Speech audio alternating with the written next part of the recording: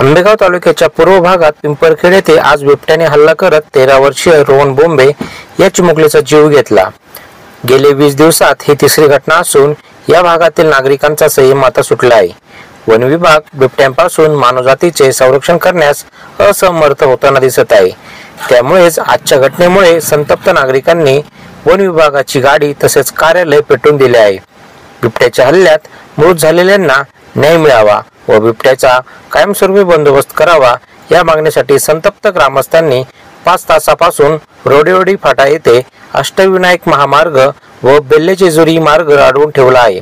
रात्रीचे 12 वाजून गेले असताना देखील नागरिक रस्त्यावरती ठाण मांडून बसले आहेत। वनमंत्री व पालकमंत्री यांनी येथे यावे अशी नागरिकांकडून मागणी होत आहे। तसेच सोमवार दिनांक 3 रोजी सकाळी 10 वाजता विविध भागातील शेतकरी पुणे नाशिक महामार्ग अडवत आंदोलन व धरणे देणार असून कोणत्याच परिस्थितीमध्ये आता माघार घेणार नसल्याचा निश्चय करत स्वयंपूर्तीने गाव बंद ठेवत आंदोलनात सहभागी होण्याचे आवाहन करण्यात आले आहे। टायगर टाइम्स साठी रवी लोखंडे, पिंपरखेड। कारण काही लोक असे असतात, जांबूचा आम्हाला अनुभव आहे। ज्यावेळी आम्ही इकडे रस्ता रोकोला चौकामध्ये आलो त्यावेळी 4 जण तिकडे गेले, पण त्या आजीची मुलं ठाम होती। ते म्हणले अजिबात नाही, निर्णय होईपर्यंत आज आमची आई जाऊ नये, ती गेली। सांगितलं तुम्हाला चेक पास व्हायचे नाही ते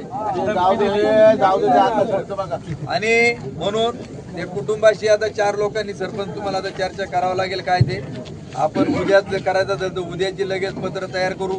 सकाळी 10ची वेळ द्यायची, 11 द्यायची आणि हे मीडियाच्या माध्यमातून गेलं पाहिजे। आणि जुन्नर असो आंबेगाव असो सगळ्या लोकप्रतिनिधींना कॉन्टॅक्ट करून तिथं आपल्याला उद्या कुठल्याही मार्ग निघल्याशिवाय म्हणजे वरून मंत्री आल्याशिवाय, पालकमंत्री वनमंत्री आल्याशिवाय त्या ठिकाणी हटायचंच नाही। 48 तास तर कमीत कमी